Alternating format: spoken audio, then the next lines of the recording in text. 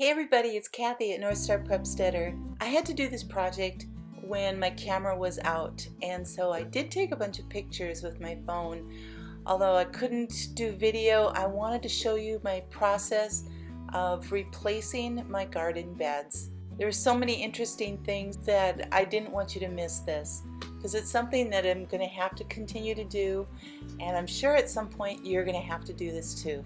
My beds were 7 years old, and as you can see, the corners were just falling apart and the wood was rotting so badly that it was not supporting the gardens anymore. So definitely time to replace them.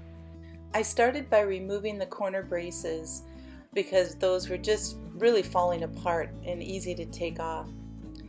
Since I put these together using 2x8s and 2 layers, I first removed the top layer once the corner braces were off, leaving only the bottom layer. I then had to shovel away from the edge so that I could remove things without losing dirt. I started out by mounding it up in the middle, but it just got to be too much, so I had to transfer some over to my cart.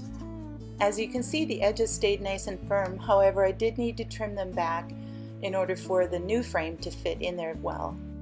As you can see, the old boards were really disintegrating inside. It looks like they were charred, like in a fire, but that's just the decomposition that they went through. It's really interesting how boards do that. And this was just untreated pine.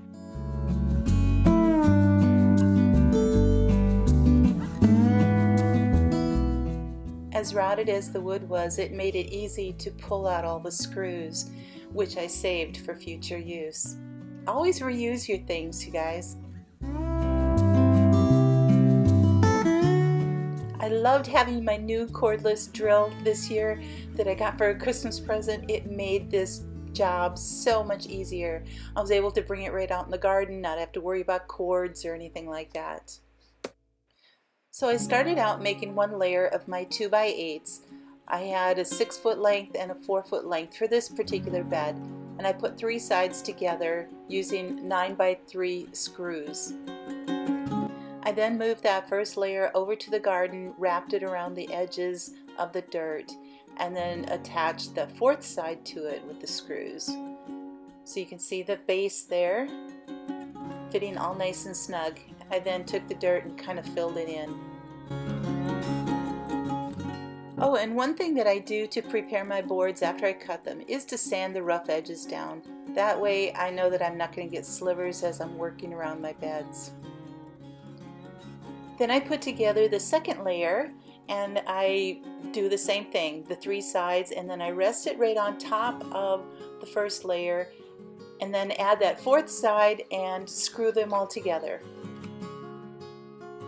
Now the way that I connect these together is to make corner braces. So I first cut all my pieces 14 inches and then sand them down. The next thing I do is drill holes, 3 in the connecting ends and then 4 where I'm going to attach them to the beds. And then I put the screws in to just start them. I actually screw them all the way on the corners, but then I just start everything so when I attach it to the beds, it makes it so much easier.